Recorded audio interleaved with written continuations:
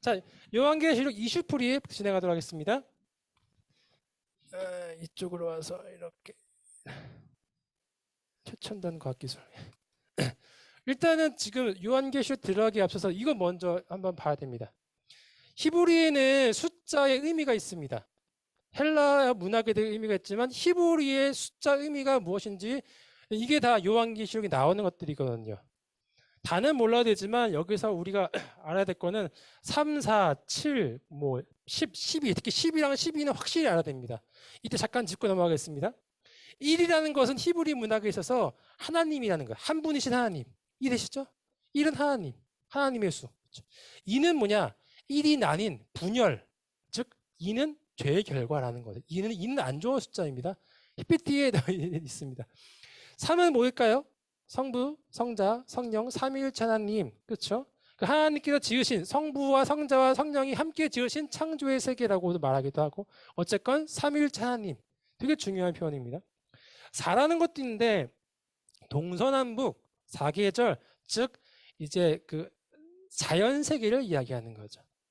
자, 5라는 수가 있습니다. 10이라는 게 만수다 그래가지고 하나님의 뜻이 이루어진다 이런 건데 뜻의 반이에요. 15는. 근데 뭔가 아까 모자른 약간 이제 애매한 숫자라고 얘기합니다. 6이라는 게 상당히 안 좋은 수라 그러는데요. 무언가 모자른데 좋지도 않은 수. 6은 별로 좋지 않다고 합니다. 자, 7이라는 거는 완전수라고 많이 들었죠? 왜 완전수냐? 3이 뭡니까? 성부, 성자, 성령, 삼위일체 하나님이죠. 삼위일체 하나님이 지으신 모든 세계, 하나님과 세계, 지으신 세계에서 두 개가 합친 3, 4가 합친 수가 7인데 그래서 완전수다. 하나님이 지으신 모든 세계 아시겠죠? 8은 뭐냐? 노아의 방주 홍수의 때 8명이 탔었죠. 8명의 그 가족들이 탔었습니다.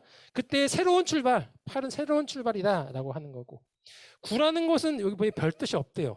특히 9라는 것은 없고 오늘 10이 중요합니다. 10이 만수라 그래가지고 하나님께서 우리를 지으시고 창조하시고 그런 모든 뜻이 이루어진다. 반드시 뜻이 이루어진다는 수가 10입니다. 10은 꼭 아셔야 됩니다. 몇 번 강조했습니다. 12도 되게 중요합니다. 오늘 10이랑 12는 반드시 아셔야 됩니다. 12는 하나님 백성의 수예요. 12지파, 12사도. 그래서 12이라는 것은 하나님을 섬기는 백성.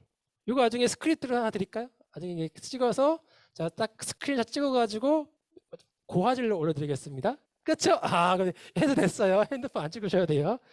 힌드식 거기서 안 찍힐까봐. 제 거 안 찍히거든요. 줌 카메라가 없어서. 자, 그럼 아시겠죠? 여기서 특히 알아야 될 거는 뭐냐? 이게 4도 등장하고 자연세계, 7 완전수, 특히 10은 하나님의 뜻이 이루어진다. 12는 하나님의 백성. 이거 아시고 들어가기로 하겠습니다. 자, 초대해달라고요. 초대 여기, 초대가 여기 지금, 없으신 것 같은데. 초대요? 아까 거죠. 제가 뜨고 있습니다. 제가 속았습니다. 다 됐습니다. 감사합니다. 자, 지난주 요한계시록의 핵심이 이거였어요.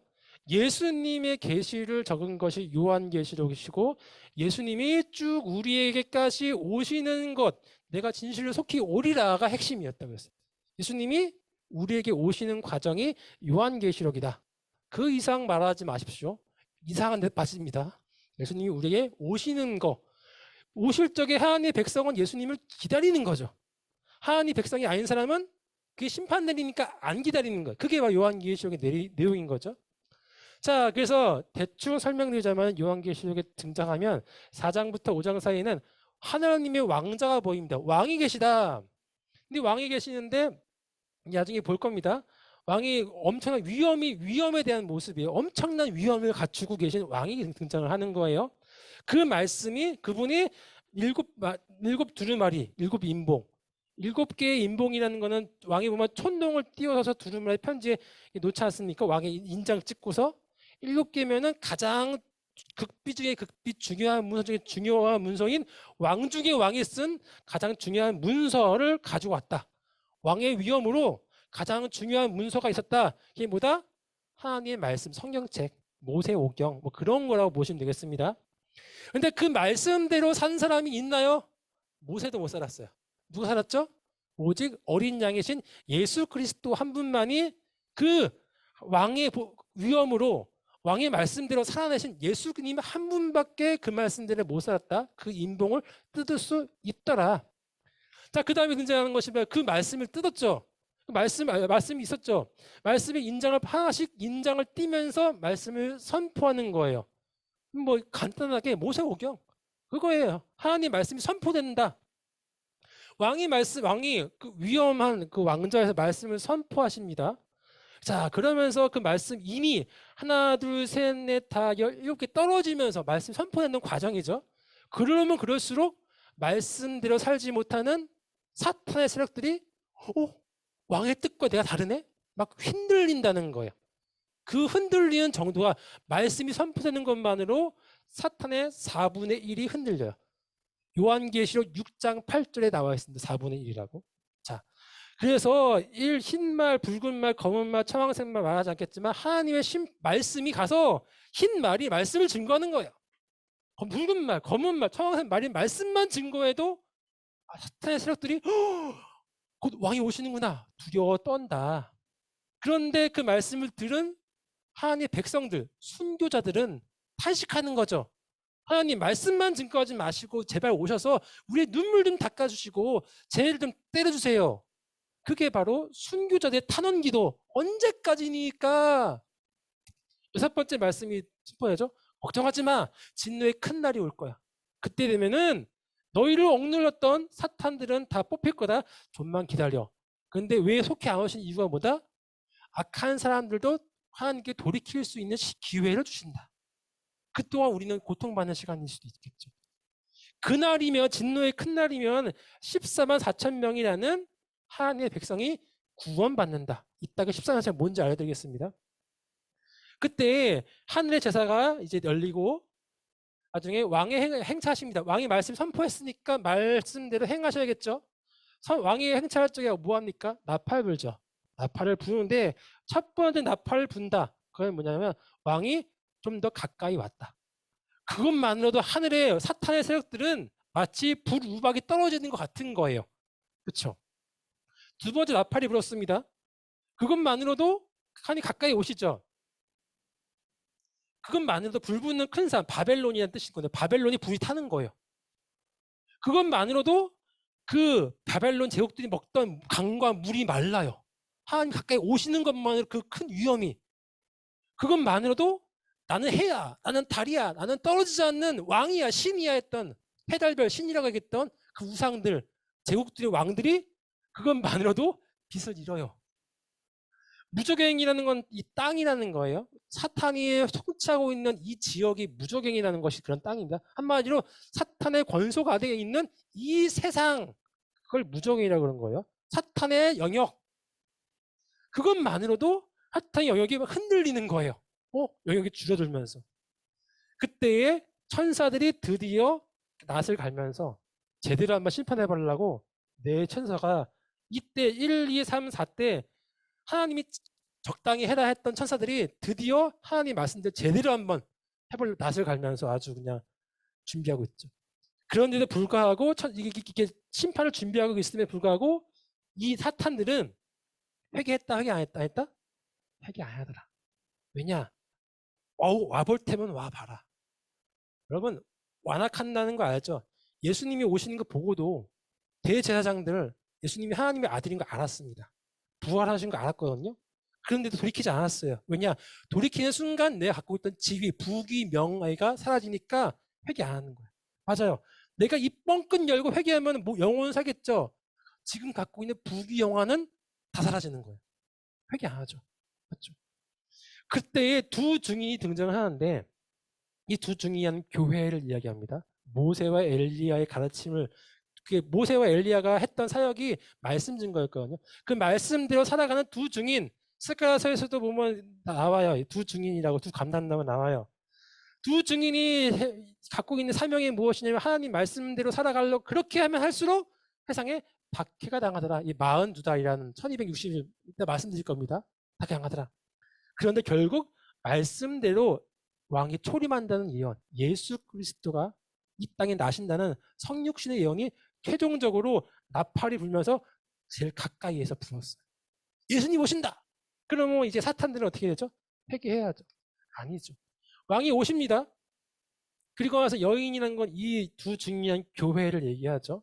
교회가 그렇게 애지중지해서 신앙을 버텨가지고 애를 낳은 게 예수님이셨는데 그 예수님이 땅과 권세를 갖고 있던 그 부귀 명예를 갖고 있던 인간들을 할 수 없는 전쟁에서 승리하셨더라. 그런데도 불구하고 끝까지 박해를 해서 예수님이 어린 양의 피로 죽으셨더라. 그런데 남겨진 교회는 지금까지도 박해받고 있는 지금의 이 현실 박해받고 있더라. 그때 바다 짐승이 무엇이냐 이따 말씀드릴 겁니다. 짐승들이 등장을 하죠. 끝까지 지금 이 제국들 이따 말씀드릴 겁니다. 그러면은 이때 당시 예수님이 왔다 갔어요. 그러면 지금 어린 양 예수님을 경배하고 예수님이 오신 걸 즐거워했던 사람들은 어떻게 되고 이 강력한 제국들 로마한테 굴복하고 배교하고 살았던 짐승의 경배자는 어떻게 될 것인가 심판이 보여지는 거죠. 그리고 나서 드디어 왕이 심판하십니다. 대접이라는 건 쏟는 거죠. 뜨거운 물 쏟는 기름 쏟는 거. 쏟아버리면 담을 수가 없어요. 끝나는 거예요. 확 첫 번째 대접을 확 쏟아버렸어요. 이게 보시면은 저희 출애굽기의 10가지 재앙을 그대로 모티브를 가지고 온 거예요. 꼭 이렇게 된다는 게 아니라 그때 그러한 고통이 공포가 너희들에게 갈 거야. 그게 성도가 아니라 예수님을 대적하는 이 배교자들 또 배교 사탄들 배교자들한테 갈 거다. 종기, 피 다 그런 내용들이에요. 아마게돈 공중 구루박 다 그런 내용들이에요. 그리고 바벨론이라는 것은 사탄이 멸망했다. 어린 양이 이제 그때는 예수님께서 심판하시는 날이 배교하고 사탄들에게는 멸망한 날이지만 예수님이 오시는 날에게는 성도들에게는 기쁨의 잔칫날이다. 그렇죠? 예수님이 땅의 모든 대적들이 다 정리가 되자 왕이 다시 행차하십니다. 그때 마저 남은 잔여 세력들, 잔장들을 다 소탕하세요. 곡과 마곡이라는 게 등장하거든요. 우상 숭배자들 다 쓸어버리세요. 완전 쓸어버리시는 거예요. 이미 큰 세력은 끝났고 반란군들 남은 거 조금 다 소탕해버리는 게 곡과 마곡이라는 게 여기 나오죠. 소탕해버리고 그때에 하나님께서 모든 인류를 심판하시고 그때에 눈물 닦아주신다. 그런 내용이 큰 내용인데 다 할 시간은 없으니까 지금 우리는 하늘 보자 24장로 사자 송아지 사람 독수리 무엇인지 14만 4천이 무엇인지 그리고 여기는 솔직히 하고 싶었는데 너무 길어질 것 같아서 내가 힘들어서 못했고요. 바다 짐승 666 이런 거 궁금하시죠? 무엇인지 때 여기서 백신까지 말씀드리고요. 이것도 원래 하면 이걸 중요한데 못했어요. 너무 힘들어서. 그리고 바벨론 멸망이 대체 무엇인지 그리고 새하늘 새 땅이 무엇인지 천년왕국도 할 수 있었는데 제가 거기까지는 미안하지만 실력이 안 됩니다. 알고는 있는데 솔직히 말로 푸는 게 더 잘해야 되거든요. 그것까지 풀 자신이 없어요. 겸손하게 말씀드리는 거예요. 예, 그렇습니다. 자, 그러면 하늘 보좌에서 24장로 그 찬송했던 것이 무엇인지 보도록 하겠습니다. 사진을 보니까 그림에 인터넷 이런 그림들이 돌아요. 24장로가 쭉 있고 하나님이 이게 쭉 있죠. 무지갯빛 빛깔로 쭉 빛나고 계시죠. 24장로가 있고 사자, 송아지, 독수리, 뭐 인간 쭉 있어요. 이게 무엇이냐? 전 이 그림 못 보겠어요. 어지러워서. 글자로 설명할 겁니다. 이번 강의는 글자가 대부분입니다. 죄송합니다. 자, 2일 후에 내가 보니 하늘에 문이 열린 문이 있는데 하나님께서 드디어 보이시는데 하늘 보좌를 베풀었고 하늘 보좌가 어떤지를 묘사한 겁니다. 그 보좌에 앉으신 이는 당연히 하나님이시겠죠. 근데 뭐 모양이 벽옥과 홍보석 같고 무지개가 있고 뭐 쭉 있는데 보석들이 휘황찬란해요. 다 아실 필요 없어요. 그 모든 색깔의 빛깔이 다 무지개 빛이더라. 이게 중요합니다. 마치 앉은 게 무지개 빛인데 왜 무지개 빛일까? 이게 무지개가 언제 만들어진 겁니까? 노아의 홍수 때. 그때 이유가 뭐죠? 다시는 내가 물로 심판하지 않으리라. 그 뜻은 뭐냐? 하나님께서 오래 참으실 거야. 악인도 참고 구원하게끔 내가 오래 기다릴 거야. 그 말씀이시거든요. 즉 제국의 죄를 사탄의 죄를 오랫동안 참고 그들이 돌아오기만을 기다리고 계신 그런 기다림의 하나님, 마음이 넓으신 하나님, 그 언약 아직 사탄들에게도 배교자들에게도 지금 기회야. 살아있을 때 회개해. 무지개 빛가 있다는 거죠. 또 보좌를 둘러 24 보좌들이 있고 의자가 있죠. 그 보좌 위에 24장로가 앉아 있어요. 흰 옷을 입고. 24장로가 뭘까요? 이거는 두 개의 숫자를 합친 거죠. 24 다 나누기 2는 뭐죠? 12. 12 뭐라고 했죠? 하나님을 따르는 백성들. 하나님 백성들이죠. 12는 뭐냐? 12, 10인데 구약의 12는 뭘까요? 12는? 지파죠. 12지파. 신약의 12는 뭘까요? 사도계죠. 맞죠? 그거예요. 맞아요. 12구약의 12지파와 신약의 12지파 사도들 즉 뭐냐면 구약과 신약을 통틀어서 그 구약과 신약의 그 하나님 그 하나님 그들의 하나님 야곱의 하나님 이스라엘의 하나님 바울의 하나님 베드로의 하나님 그 하나님께서 머리에 금관을 쓰고 7등불 7이 뭐였죠? 아까 전에 완전수였죠. 등불은 사람들이 밝히는 겁니다. 모든 세상의 것들 다 지켜보시고 계신 등불 같으신 하나님. 하나님의 7영, 완벽한 영. 그 하나님께서 세상을 완전히 살피시고 계시다. 우리는 벌어진 것 같죠? 아니, 하나님이 보고 살피고 계신다가 이것이었어요. 자, 보시면 하나님은 오래 참으시고 구약과 신약을 통틀어서 그 하나님이시고 완전하신 하나님께서 누구에게 찬송받고 있다? 4개의 생물에 찬송받고 있다. 아까 4개라는 건 사람 뭐였죠? 계속 숫자가 나오는데 자연 만물이에요. 자연 만물. 동서남북. 그렇죠? 사계절. 그 생물이 뭐냐? 사자, 송아지, 사람, 독수리 이것들이 어렵게 생각하지 마시고 각 영역에서 대표되는 동물들입니다. 사자는 맹수에서 최고의 대표되는 그런 거고요. 송아지는 이 가축들에서 제일 대표되는 거죠. 가축하면 소 많이 생각하니까. 사람은 이제 포유류에서, 독수리는 맹금류에서, 즉 모든 피조물들에게 합상받기에 합당하신 하나님. 그렇게 이해하시면 돼요. 별거 아니에요. 큰 거 아니죠. 그런 이 모든 피조물들이 하나님께 어떻게 우리가 어떻게 친하고 있느냐? 쉬지 않고 하나님의 그 거룩하심을 거룩하다 주 하나님 곧 전능하신 이여 전에도 계셨고 이제도 계시고 장차 오시리라. 그렇죠? 창조의 하나님, 구약의 하나님, 미래에 오실 하나님, 재림의 하나님. 그렇죠? 그 하나님이 오시리라. 즉 하늘 보좌는 뭐다? 구약 신약 모든 시대에 걸쳐 모든 피조물들에게 사랑받기에 합당하신 그 하나님이 하늘 보좌에 앉아 계시다. 그분이 선포하신 말씀이 얼마나 위험이 높을까요? 자, 이제 그건 벌써 하나 끝났고 왕의 말씀 선이 선포되죠. 여기서 보시면 아까 말씀드렸다시피 선포되는 거 14만 4천이 무엇인지 보도록 하겠습니다. 그렇죠? 하나님의 말씀이 선포되고 사탄들이 흔들리는 거에 말씀만 가지고도 그리고 순교자들이 우리를 어떻게 살려주시겠습니까? 고통스러워요. 그럴 때 걱정하지 마. 진노의 큰 날 때 사탄들은 다 쓸어버리고 너희들을 14만 4천만큼 구원해 줄게. 근데 여기서 14만 4천 가지고 신천지라든가 뭐가 말을 해요. 14만 4천이 구원받을 수 있으니까 빨리 교회 등록하시라. 빨리 거기 등록하시라. 지금이다. 마지막 찬스. 이렇게 하죠. 넘어버렸어요. 14만 4천이 넘었네? 그럼 또 얘기하죠. 아, 그게 아니고 빼먹은 게 있었는데 그것은 무엇이냐면은 더 열심히 있는 이 교인들 중에서 더 열심히 있는 14만 4천이 구원받을 거야. 지금 빨리 신학교생 등록해. 성적 좋아야 돼. 그런 사람들. 거기에 장애인들은 못 들어옵니다.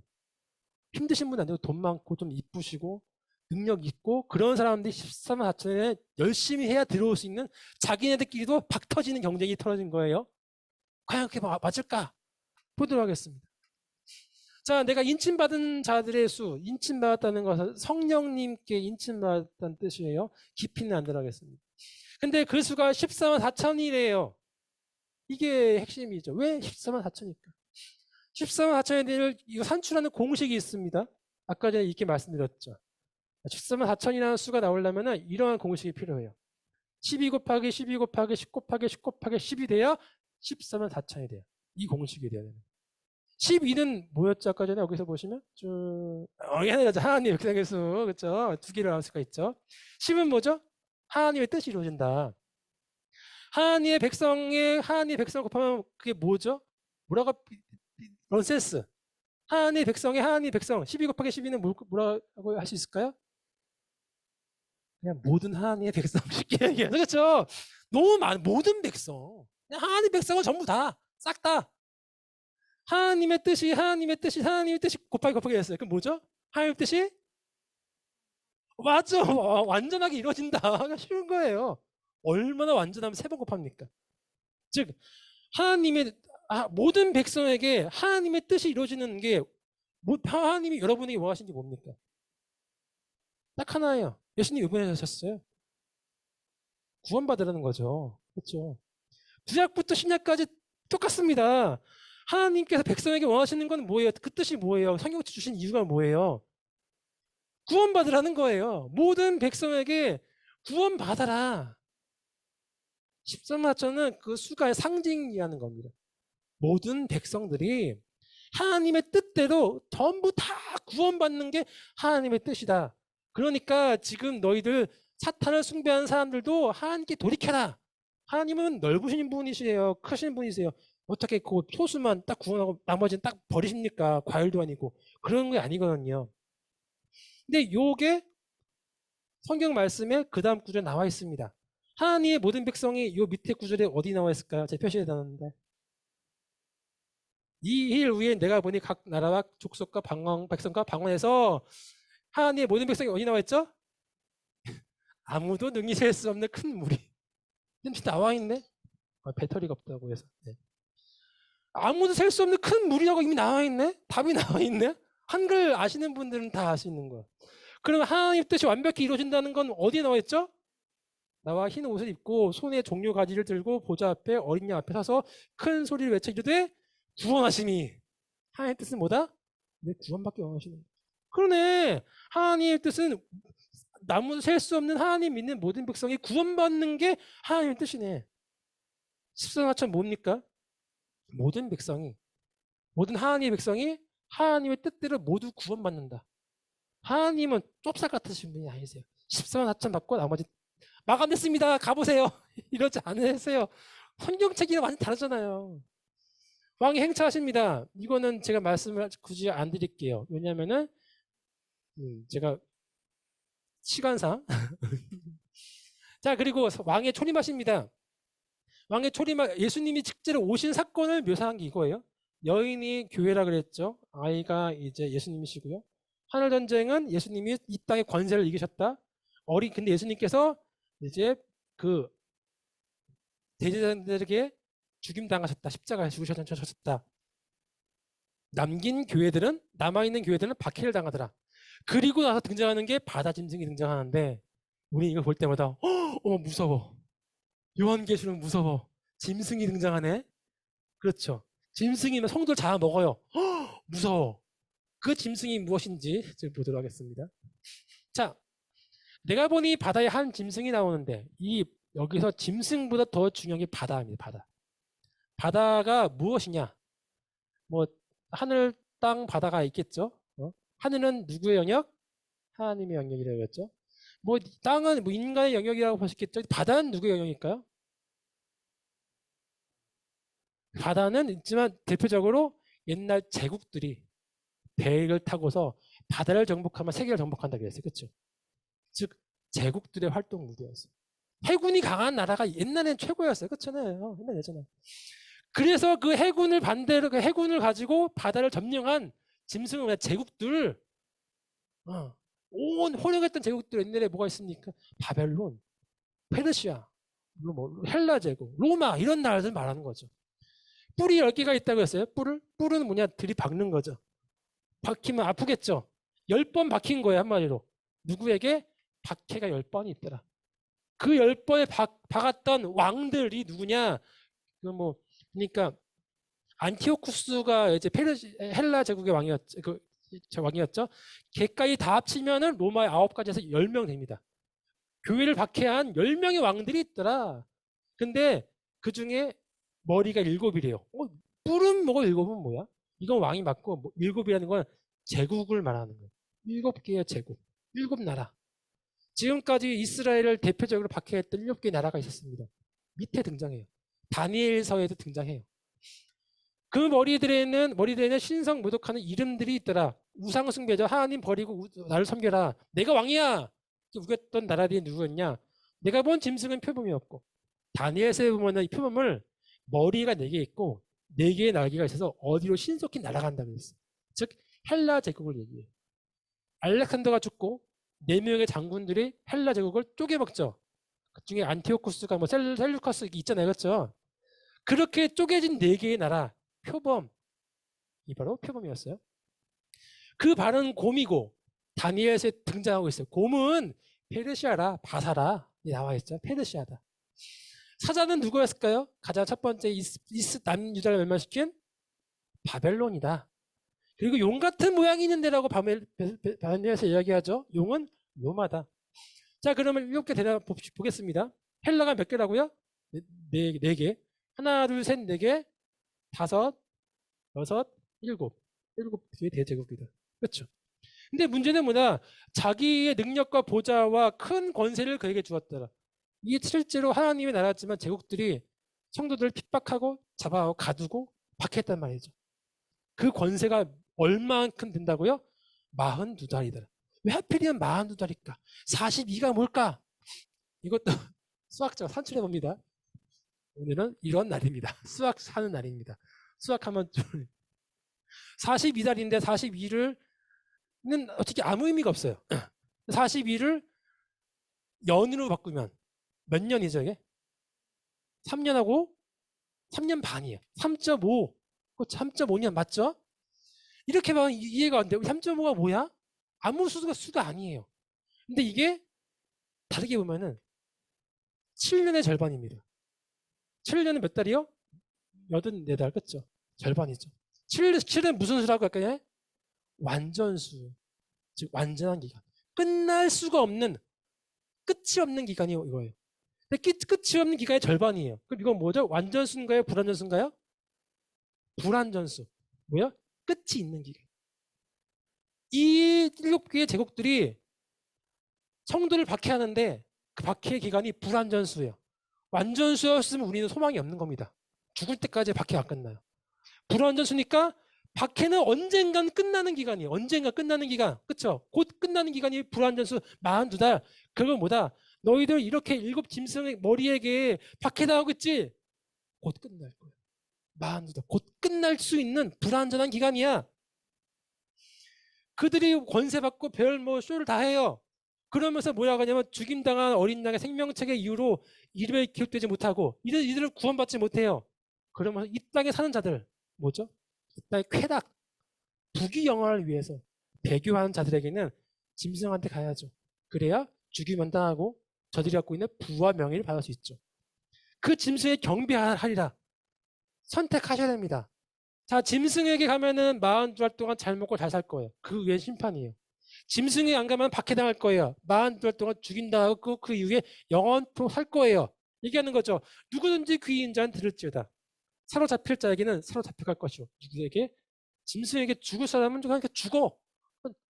죽어! 이러는 거예요. 웃기죠? 칼에 죽을 자는 마땅히 칼에 죽을지니라. 그러니까 죽으래요. 너 죽어. 성도들의 인내와 믿음이 여기느니라. 이게 뭡니까? 잡혀가고 죽고요. 성도들을 잡혀가 죽고 칼에 죽으래요. 이렇게 성도가 인내와 믿음이래요. 박해하지 말라는 거예요. 괴롭지? 미안하지만 참어. 도저히 박해할 수밖에 없을 것 같아요. 못 견디겠어요. 차라리 죽어. 잔인하죠? 이게 요한계시록이에요. 요한은 그런 시대에 있었다니까. 다 죽었어요. 7교회가 박해하려고 그랬거든요. 배교하려고 그랬어요. 배교하려고 그래? 차라리 나처럼 순교해. 그게 너가 살 수 있는 유일한 길이야. 말이 됩니까? 그런데 그 다음에 또 다른 짐승이 등장한다고 합니다. 다른 짐승은 안티오쿠스 도미티아누스 황제, 지금 박해하고 있는 요한 때의 그 황제예요. 네로 다음의 황제. 근데 이 황제는 좀 다릅니다. 앞에 황제는 그냥 막 무섭고 두 뿔 달리고 으악 막 그런데 여기는 어린 양 같이 좀 온순하고 마치 예수님처럼 보이고 매혹적인 미혹하는 것이 있다는 거예요. 근데 짐승이에요. 두 뿔이 있고 용처럼 말하는 짐승은 짐승인데 뭔가 온순해 보이고 말이 통하겠는데 그러한 짐승이란 말이죠. 이제 미혹하는 거예요. 이리 와봐, 이리 와봐. 양의 탈을 쓰고 늑대인데 이리 와봐, 이리 와봐. 내가 좋은 거 줄게. 그 좋은 게 무엇이냐? 그러면서 큰 이적을 행했대요. 기적이라는 거죠. 와, 메시아인가? 이렇게 볼 수도 있어요. 큰 이적이 그게 아니라 예를 들겠습니다. 코로나 시대 때 경제가 파탄 나고 있지 않습니까? 지금에서 대선 중에 제 가장 확실하게 당선될 수 있는 당선자는 이름이 아니라 이 힘든 경제를 일으켜주는 사람이 그러지 않을까요? 이 경제를 누가 와가지고 혜성같이 일어나서 이 모든 경제를 확 일으켜주고 아무리 없었던 것이 다 모든 걸 다 해결해줘요. 부국강병하게 해줘요. 그러면 그 사람들이 재선, 3선도 할 수 있을 거예요. 실제 그렇죠. 도미니티에 누워서 그랬습니다. 큰 이적 뭐냐? 부귀 명화를 주었어요. 이전 앞선 두 황제가 내려 다음에 두 황제가 있었거든요. 한 황제 10년 동안 유대인만 핍박만 했어요. 전쟁만 했어요. 나라가 로마가 힘들어졌어요. 그 다음에 있는 또 그 누구지? 나중에 그 성전 불지른 그 장군이 왕이 됐거든요. 3년 만에 죽어요. 나라가 힘든 거예요. 아이고 로마가 힘들다 싶을 적에 도미니아누스가 부귀영화를 주면서 그 증표로 뭐죠? 그 원형 경기장 그거 만들어요. 엄청 잘 사는 거죠. 너무너무 잘 사니까 사람들이 야 기적이다. 불이 하늘로부터 내려오는 것 같네. 야 어떻게 이렇게 위대한 통치자가 나왔을까? 부귀영화를 그렇게 묘사하는 거예요. 미혹하는 거죠. 그러나 도미니아토스도 알고 있습니다. 나는 금방 해가 질 것이다. 사람은 한순간이거든요. 약해지는 게 느껴지잖아요. 자기의 부귀영화가 영원히 지속되려면 앞에 했던 모든 짐승들 제국되었던 것은 나를 신성화시켜야 돼요. 우상을 만들라. 내가 이제 강력한 통치를 위해 로마가 강력해지기 위해 내가 신이야. 그래야 로마가 할 수 있어. 했단 말이죠. 그런데 그러면서 그걸 경배하지 않는 성도들은 다 박해하고 죽여버렸습니다. 그렇죠? 자, 그런데 보겠습니다. 그러면서 이제 성도의 박해를 안 받으려고 이제 우상 숭배를 한 사람들, 모든 자, 곧 작은 자, 큰 자, 부자나 가난한 자나 자유인이나 종들에게 그 우상 숭배를 한 사람들에게는 오른손에 이마에 표를 주었대요. 어떤 표인지 모르겠습니다. 이마나 오른손에 알아두는 표식을 주었죠. 그 표식이 있는 건 뭐다? 너가 황제 숭배를 했다. 그 사람들에게 주어진 특권이 뭐예요? 경제 활동을 할 수 있는 거. 요즘에 많이 이야기하죠. 백신을 맞아야 어디를 들어갈 수가 있고 백신 못 맞으면 못 들어가. 백신이 악마의 피 아니냐 이런 말씀 하시죠. 조금 있다가 그런 말을 한단 말입니다. 근데 만약 우상 숭배를 한 사람들은 표가 있고 안 한 사람들은 표 있을까 없을까요? 표 없죠. 그 사람들은 경제 활동을 못 하고 살기 힘든 거예요. 자, 그런데 그 짐승이 누구냐? 이렇게 만든 그 다른 짐승이 누구냐? 다른 짐승 나왔네. 도미니아누스 황제군은요. 이 사람이에요. 이 사람이에요. 그 이름의 수는 이름의 수래요. 세어보아래요. 사람의 수래요. 666이래요. 666이 도미니아누스일까요? 아니에요. 여러분 옛날에 헬라 같은 경우는 알파벳이니까 이름에 수가 있는 거 아시죠? 이가 뭐 보시면 이렇게 됩니다. 네로라는 거는 알파벳 네로 뭐 n 뭐 해가 2 해가지고 50, 200, 6, 5 해가지고 306이래요. 네로의 풀네임이 가이사라 네로거든요. 가이사라가 뭐 100 더하기 60 더하기 200 더하기 해서 366, 360 해서 666이라 그럽니다. 이 전전 교회를 처음 박해했던 황제가의 수가 네로예요. 그 사람의 수, 박해자는 그 짐승이 바로 네로라는 건데 지금 박해하고 있는 짐승은 네로가 아니라 도미티아누스인데 왜 네로의 이름 나왔지? 여러분 현재 지금 도미니아티누스가 하고 있지만 도미니아티누스는 다른 수겠죠. 그 수를 쓰면은 로마 병장들이 알아볼까 안 알아볼까요? 알아보는 거죠. 그렇죠? 너 도미니아티누스를 너가 지금 이렇게 해코자 하는 거네? 그래서 그렇지 아니하고 그 앞에 있는 원래는 도미니아투스 황제를 수를 써야 되는데 당대랑 못 쓰고 그 전에 박해했던 사람의 수를 썼지만 지금 있는 사람들은 이것이 얘를 가리킨다는 걸 알고 있다는 그런 의미겠습니다. 자, 어쨌건 여기는 지난번에서 공부했을 적에 교수님 말했을 적에 상당히 좀 헷갈렸어요. 근데 우리가 알고 싶은 건 이것보다 이겁니다.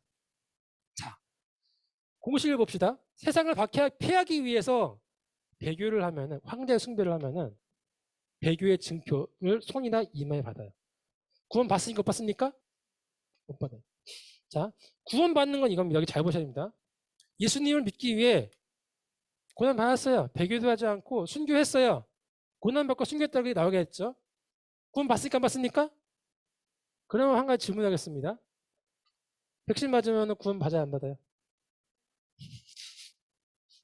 이 목적이 중요한 거죠. 박해를 피하기 위한 것이냐, 예수님을 믿기 위한 것이냐. 두 개 다 아니에요. 건강해지기 위해서 받았어요. 건강해지기 위해서 백신을 맞았으면은 구원 받나요? 구원 못 받나요? 구원이야 상관이 있나요? 없나요? 상관없어요. 구원은 받는 비결이 뭡니까? 예수님 믿는 거예요. 백신 맞고 안 맞고는? 그러면은 예수님 믿어도 소용없죠. 백신 안 맞으면 위험한 거죠. 그건 아닌 거죠. 그러나 요즘에 교회 백신 맞으면 교회에 못 들어갈 수도 있고 막 이런 위협 있지 않습니까? 박해하는 거 아니냐 할 수도 있어요. 하지만 아직까지는 뭐 그게 황제 숭배를 하라는 우상 숭배를 하라는 내용은 아니거든요. 아직까지는 아니거든요. 지금까지 그걸로 보기에는 무리가 있어요. 그렇죠? 단순히 이 방역 상황이 이해되는 부분도 있죠.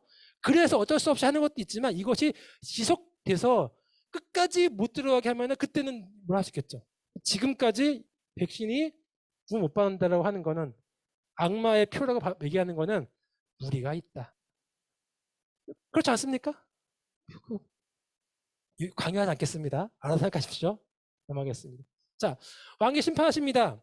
바벨론 멸망이 무엇이냐? 바벨론이라는 건 사탄의 세력을 통칭해서 얘기하는 게 바벨론이었거든요. 뭐 로마라든가 바벨론 다 있는데 그것들의 총칭이 창세기부터 바벨론을 탑을 쌓았다. 바벨론 나라가 이스라엘을 점령했다. 바벨론 신이 멸망할 것이다. 이런 계시로 다 같은 바벨론이에요. 의미가 바벨론이 무엇이냐? 이 일 후에 다른 천사가 힘찬 음성으로 외치되 무너졌도다 큰 성 바벨론이요. 바벨론이 뭐냐? 귀신의 처소였대요. 귀신이 우리를 음해하고 만들었던 것이 바로 바벨론이었대요. 그 바벨론이 무엇이냐? 대체 우리를 무엇으로 미혹했느냐? 중요한 게 이것인데 상품이 중요합니다. 여러분들이 혹할 만한 것들이 있어요. 뭐 엄청 많아요. 나중에 금은 보석, 진주, 세마포, 자주 옷감 말씀드렸죠. 이거 엄청 비싼 거라고. 비단, 붉은 옷감 이것도 엄청 비싼 거라고요. 소, 양, 밀, 말과 수레, 종들 심지어 사람들의 영혼까지 있어요. 여기 줄인 겁니다. 엄청 많습니다. 다른 말도 할 수 있습니다. 여러분이 좋아하는 게 뭐죠? 뭐 고급 승용차에다가 100평짜리 그런 거예요. 요즘에 고급 바벨론이 여러분들을 꼬셨던 모든 물건이 뭐냐면 강남의 100평짜리 집에다가 뭐 외제차에다가 금은 뭐 로또 1등에다가 뭐 그런 걸로써 너가 하나님 배신하고 나에게 오면 내 로또 1등에서 100억 줄게 뭐 이런 내용인 것이었어요. 그걸로 우리들을 꼬드겼다는 거죠. 그런 거죠. 근데 그런 것들이 한 시간에 망했습니다. 그런 모든 물질 세계가 다 필요가 없는 시대가 온 거예요. 시대가 바뀌어 버렸어요. 여러분 코로나 때문에 우리가 지금 집 때문에 집값이 막 올라가잖아요. 인구가 적으면 집값이 올라갈까요? 내려갈까요? 떨어지죠. 내려가죠. 그거는 지금의 현상이지 나중에는 모르는 거예요. 이 세상은 조금만 변동이 있어도 집값이 올라갔다 내려갔다 하면서 우리의 심정이 왔다 갔다 하는데 나중에는 우리가 생각했던 모든 그런 세상적인 가치가 무너지는 시대가 예수님이 오실 때 일어난다는 거예요. 그때는 돈도 필요 없다는 거죠. 그렇게 너희의 모든 기초 발판들을 다 무너뜨리셨다. 미혹하게 하는 것이었다. 쾌락과 사치로 너희들 미혹했다. 우상숭배는 이게 우상숭배는 겁니다. 하나님이 아닌 것들을 하나님처럼 여기는 거. 돈이 있으면 살 것 같아요. 근데 그거 가지고 안 되죠. 저도 막 원하는 물건들이 있습니다. 하고 싶은 게 있었어요. 옛날에는 로봇스터 장난감 그것만 있으면 될 것 같아. 그걸 하나님처럼 여기는 거. 예를 들어 게임만 있으면 될 것 같아. 게임이 다가 아닌데 하나님처럼 여기는 거. 여러분들에게는 그것이 하나가 있겠죠. 자, 어쨌건 보겠습니다. 거기다 끝났죠. 새 하늘과 새 땅이 무엇인가? 새 예루살렘이 무엇인가? 예수님이 오시면 이 세상은 어떻게 바뀌는가? 그거 한번 보도록 하겠습니다. 이걸 알면 알수록 14만 4천이 무엇인지 확실하게 보여져요. 또 내가 새하늘 새 땅을 보니 처음 하늘과 처음 땅이 없어졌고 바다도 다시 있지 않더라. 바다가 누구의 영역이었죠? 사탄한테도 맞죠. 맞아요. 사탄이 활동한 영역이 있다 없다? 없다. 사탄이 있다 없다? 우리를 박해하는 세력이 있다 없다? 우리는 좋다. 그거예요. 얘네들이 없는 거예요. 처음 하늘과 처음 땅에 그들이 찾아볼 수가 없는 거예요. 우리를 때리는 애들이 없네? 처음 것들이 다 없어요. 없네? 청정구역이네? 그게 청정구역이란 뜻이 우리의 청정구역이다. 눈물 흘릴 일이 없다. 그러나 반대로 이렇게 이걸 배교했던 사람들은 두려워하는 자들과 믿지 않은 자들과 흉악한 자들과 살인자들과 음행한 자들과 점술가들과 우상숭배하는 자들과 거짓말하는 모든 이때에 사탄이었고 배교했던 모든 사람들은 불과 유혹의 사탄은 못에 던져치리라 하거든요. 요즘에 핫한 드라마가 있지 않습니까? 넷플릭스에서 지옥이라고 봤습니까? 다 봤거든요. 지옥에 보면은 너는 뭐 1분 후에 죽는다. 그러면 이제 3명의 뭐 거구들이 나와가지고 막 때리다가 불로 태워 죽이거든요. 왜 하필이면 지옥하면 꼭 불과 유황이라 그럴까요? 정말 지옥 가면 불이 있고 유황이 있을까요? 어제 있을 거 생각하십니까? 전 잘 모르겠어요, 솔직히.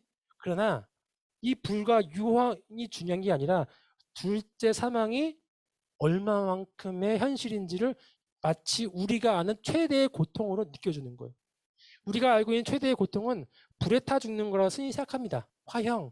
얼마나 우리가 일그러지고 타 죽는 그 처참한 모습. 이것이 우리가 생각하는 최고의 고통이라고 생각하는 거예요. 이거예요. 그 영역. 그렇죠? 인간의 가장 고통스러운 것을 얘기해 준 거예요. 마치 그런 것 같을 거야. 실제 불과 유황인지는 모르겠어요. 그만큼 고통스러운 게 뭐다?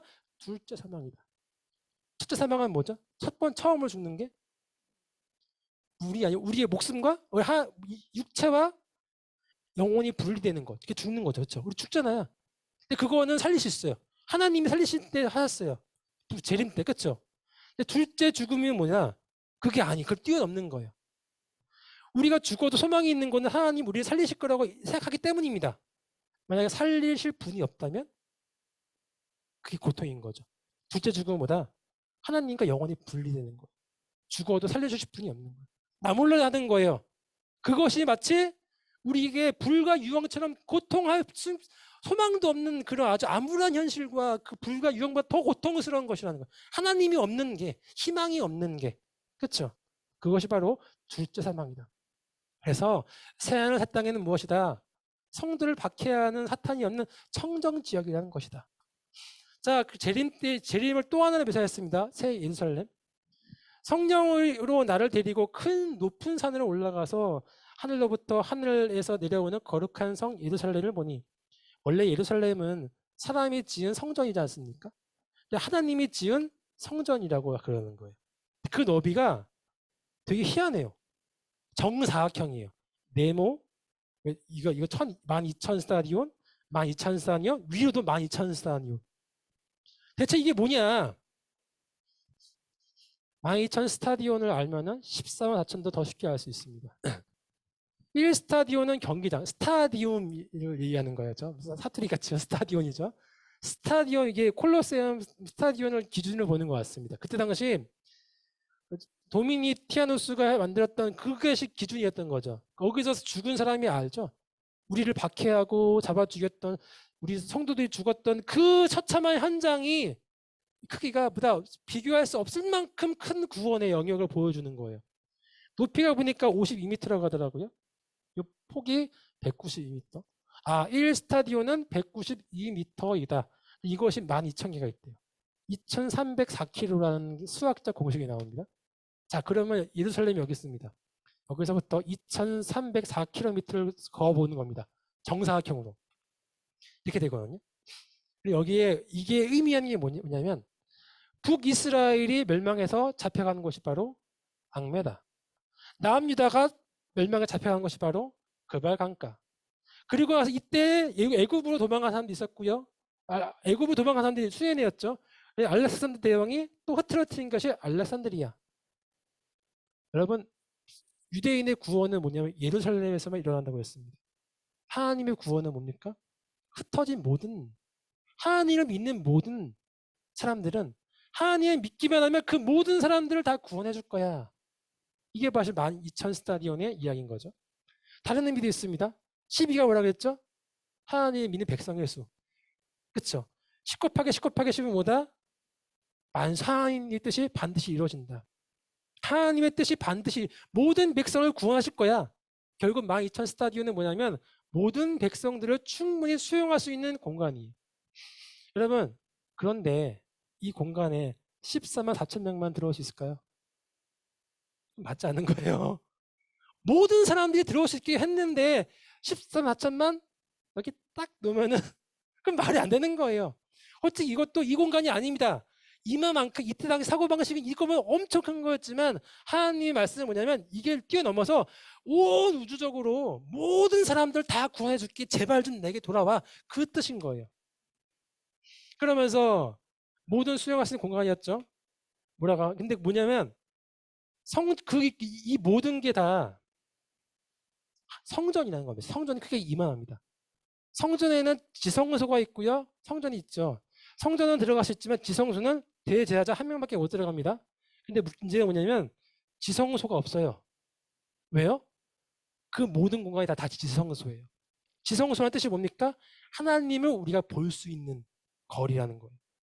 하나님께서 어린 양을 우리가 보고서 하나님 오셨어요. 하이파이브 만날 수 있는 공간이라는 거예요. 지성소에 들어가려면 죄가 없어져야 됩니다. 맞아요. 전체가 지성소예요. 모든 성도들이 새 예루살렘은 모든 성도들의 죄가 없어져서 하나님을 직접적으로 볼 수 있는 충분한 공간. 또 하나 있습니다. 예수님 오실 적에 새 에덴 동산이 된다고 했어요. 우리가 잃어버렸던 그때 그 동네. 생명수 강이 있대요. 생명인데 강이야. 어떤 느낌일까요? 끊임없이 솟아오르는 생명을 얘기하는 거죠. 끊임없는 생명. 생명나무는 뭐죠? 이건 먹어야 영원할 수 있었죠. 영원한 생명. 그 근원이 누구다? 가운데 있는 하나님이시더라. 생명의 근원 되시는 하나님이 계시는 건데 그 하나님을 아이고 하나님 하이파이브 얼굴을 볼 수 있는 그곳. 거기서 우리가 뭐예요? 왕처럼 우리가 처음에 창세기 때 우리의 직위가 뭐였습니까? 총리였어요. 총리. 왕은 하나님이시고요. 청지기. 즉 하나님 말씀 듣고 그 외 모든 것은 모든 나무 열매는 마음껏 먹을 수 있는 청지기 왕 같은 신분이었거든요. 그 신분을 다시 주신다 하는 것이 바로 그 내용인 거예요. 성도들은 재림의 때에 하나님 곁에서 영원한 생명을 누리게 될 것입니다. 결국 다 끝났습니다. 정합해 보면은 예수님 오시면 청정구역 성도들을 박해하는 세력이 없고 모든 성도들의 죄가 없어져서 하나님 믿는 모든 사람들은 충분히 모일 수 있는 그 성전에 다 들어오게 될 것이고 성도들이 하나님 곁에서 영원한 생명을 누리게 될 것이다. 이것이었어요. 그러면서 이제 천사가 이렇게 이야기합니다. 초대하는 거예요. 성령과 신부가 말씀하시기를 성령이라는 거 성령 하나님, 신부는 있죠. 신부는 이제 구원받는 그런 사람들. 오라. 제발 좀 여기로 오라. 오려면 뭐 해야 됩니까? 배교하지 말아야 되는 거죠. 듣는 자도 올 것이요 오라 할 것이요 목마른 자 생명이 없어요. 올 것이요 또 원하는 자 다 오래요. 다 오래요. 14만 4천만 오는 게 아니라 다 오래요. 충분한 공간이 있대요. 값없이 생명을 받으라. 이게 중요한데 율법으로 하면은 값이 있죠. 율법의 모든 걸 다 지켜야 된다. 값이 없다는 건 뭡니까? 성도는 믿음으로 믿기만 하면 그 어떠한 율법적인 거 필요 없고 믿기만 하면 구원받을 수 있다. 그때까지 우리가 뭐 해야죠? 배교하지 말라. 요한계시록 확실해요. 이상하게 튀는 거는 글자를 못 읽으시 한글을 잘 이게 모르시는 분들이거든요. 네, 이 영상 보면 또 뭐라 하겠네. 그렇죠. 그래서 이해합니다. 예수님이 말씀하세요.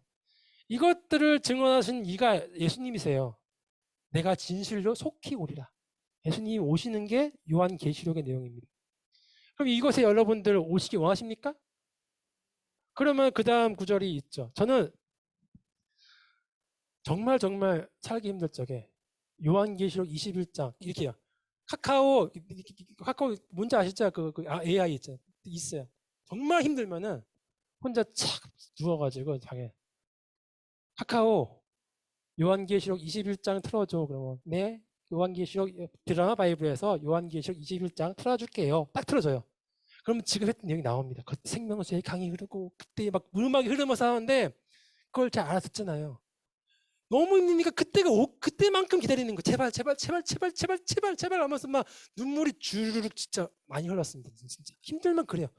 계속 요한계시록 21장 틀어줘. 22장까지 들으려. 계속 그 생명수의 그때 내 눈물을 닦아주시자 그걸 계속 들어요.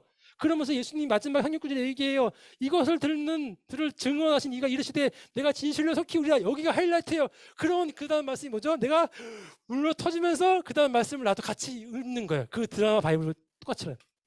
아멘 주 예수여 어서 오시옵소서. 제발 제발 제발 제발 제발 주 예수의 은혜가 모든 자들에게 있을지어다. 제발 오시옵소서. 여러분들이 성경을 그냥 그렇구나라고 넘기지 마시고 요한계시록 정말 은혜스러운 게 저는 모르고 들으면 무섭지만 알고 들으면 우리의 힘과 그 에너지를 주는 거예요. 진짜 절망일 때 들어보십시오. 요한계시록 21대 들어서 해보십시오. 정말 정말 좋아요. 눈물이 흘러요. 수도 없이 들었습니다. 여러분들이 이제 말씀을 넘어서 삶을 하셔야겠죠. 예수님이 정말로 오기를 원하셔서 아멘 주 예수에 오시옵소서. 내가 저들을 위해서 박해받고 고통당하겠습니다. 순교하겠습니다. 하지만 예수님 빨리 오세요라고 여러분이 증언하시고 그러한 신앙이 되기를 소망하겠습니다.